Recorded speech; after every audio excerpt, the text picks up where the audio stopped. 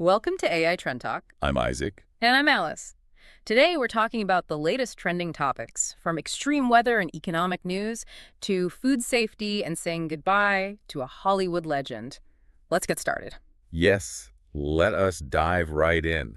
Today, we are looking at some really fascinating sources, and the whole deep dive today is really about the idea of weathering storms. Weathering storms, I like that. Yeah, I mean, we are talking about literal storms like the weather, but also, the metaphorical storms we face in the economy or just in our daily lives. Right, because right now our physical world feels a bit chaotic. It is really testing us. And the most obvious example of this is happening right now in the Pacific Ocean. Exactly. There is a new tropical storm that recently formed. It is named Typhoon Haishen. Haishen, which translates to God of the Sea in Chinese, right? It does, yes. That sounds pretty scary. It sounds like a massive destructive force that is just heading our way. It really does. And, that is why people rely so much on meteorologists. The scientists use satellite data to track the storm so they can keep everyone safe.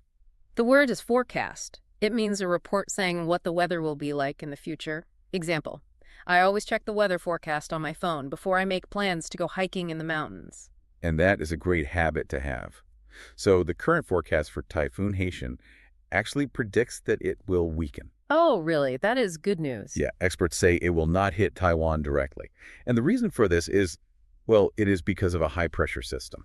A high-pressure system. Can you explain what that means for our listeners? Keep it really simple. Sure. So imagine a giant, invisible dome of really heavy air. Okay, an invisible dome. Right. And because this heavy air is pushing down, it acts like a giant wall. The typhoon has all this rising, spinning air, but it just cannot break through that heavy wall. So it gets pushed away from the coast. Wow, okay.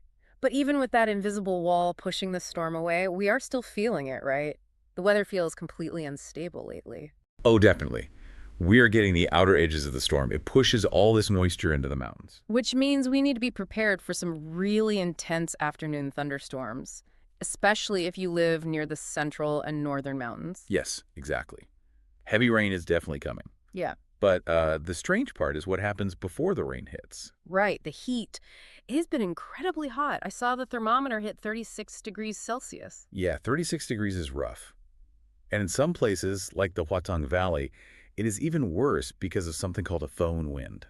A foehn wind? What exactly is that? Well, it happens when the storm pushes wet air up a tall mountain. The air drops all its water as rain on one side of the mountain. Then this completely dry air falls down the other side into the valley. And as it falls, it gets hotter. Exactly. It compresses and heats up very fast. So by the time it reaches the towns in the valley, it feels like a giant hairdryer blowing right on the streets. Oh, wow, a giant hairdryer. That sounds awful. It's very hot and very dry. Honestly, it feels like the weather right now is acting like a wild roller coaster. I mean, one minute you are just melting in 36-degree heat, and the next minute you are running away from a heavy thunderstorm. That is a perfect way to describe it. A wild roller coaster. And, just like we need an umbrella for these sudden rainstorms, workers also need a safety net when the economy starts acting like a roller coaster. That is a really great transition. Let us move from natural storms to economic ones. What is happening in the manufacturing industry right now? Well, global economic changes and new tariffs are really shaking things up. Tariffs are like taxes on imported goods. Right. And because of these changes, some factories have fewer orders. So to survive, companies are giving their workers unpaid leave, or they are just reducing their hours. That is really tough for those families. I mean, losing those working hours is a huge drop in their income. It's a massive disruption. But there is some good news. The government's Workforce Development Agency has stepped in to help. Oh, that is good. What are they doing? They've created something called the Recharge Plan. And the best part is that workers can now apply for this help all by themselves. They do not have to wait for their company to fill out the paperwork anymore. The word is subsidy. It means money given by the government to help people or businesses pay for things. Example, the government provides a special monthly subsidy to help workers who suddenly lose their jobs. Exactly. And this specific subsidy is really interesting because of how it works. Wait, so the workers do not just stay at home and rest, right? They have to learn something new. Yes, that is exactly right. To get the training allowance, which can be up to 16,300 new Taiwan dollars a month, they have to take classes. Oh, I love that. It is like paying a woodcutter to sharpen their axe on a day when it is too rainy to chop wood. You are preparing for the future. I love that analogy. Yes, sharpening the axe. The agency offers classes in really useful modern skills. Like what kind of skills? Well, things like UX and UI design, which teaches you how to build websites that are easy for people to use. Right, user experience. That is a great skill to have. They also teach 3D drawing and even solar power wiring. So they are really preparing workers for green energy and digital jobs. That makes a lot of sense. Does the program help the companies too? It does, actually.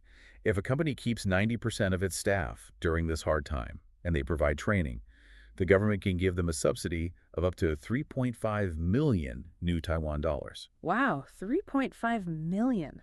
That is a lot of money to help weather the storm. It is, because hiring new people later is very expensive.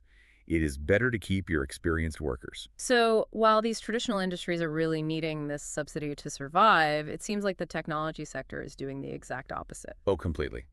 The tech sector is living in a totally different world right now.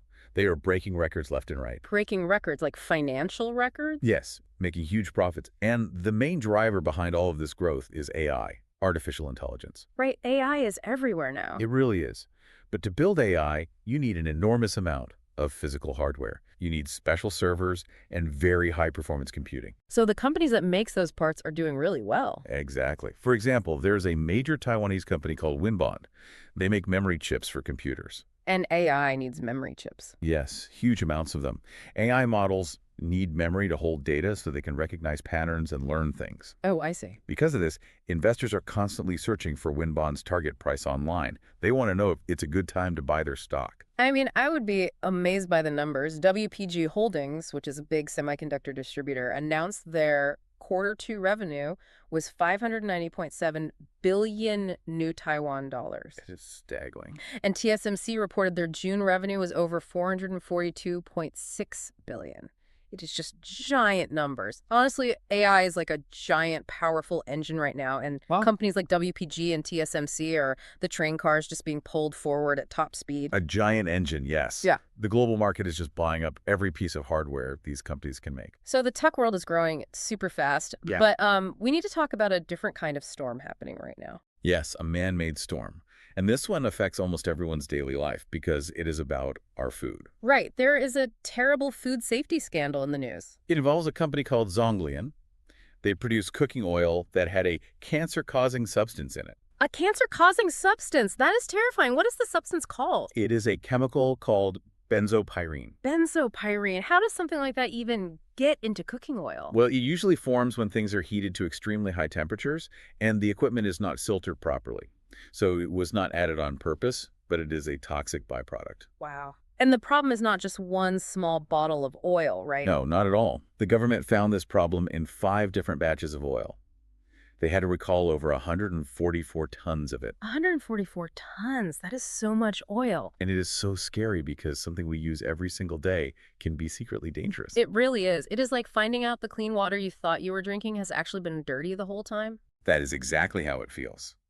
And because Zhonglian sold this oil to many other businesses, the dirty water, so to speak, spread everywhere. Right. It was sold to PXMart, Costco, and even Unipresident. Yes, and Unipresident makes a lot of the popular food that you see in 7-Eleven convenience stores.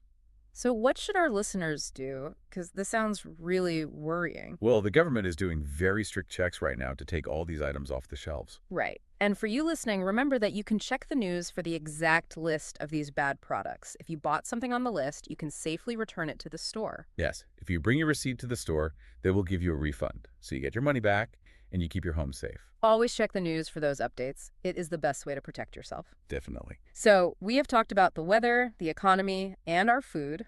But from our daily news, we are going to move to our final story. It is a bit emotional. Yes, it is about the ultimate storm of life, really. Mortality. We are remembering a truly beloved Hollywood figure today. The famous actor Sam Neill died at the age of 78. He did. The word is pass away. It means a polite and respectful way to say that someone died. Example. We were all very sad when my grandfather passed away peacefully in his sleep last year. Yes, and reports say that Sam Neill passed away peacefully in Sydney, Australia. He was surrounded by his family, right? He was.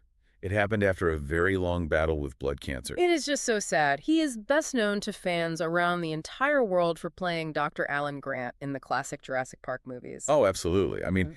thinking about the legacy an actor leaves behind is amazing.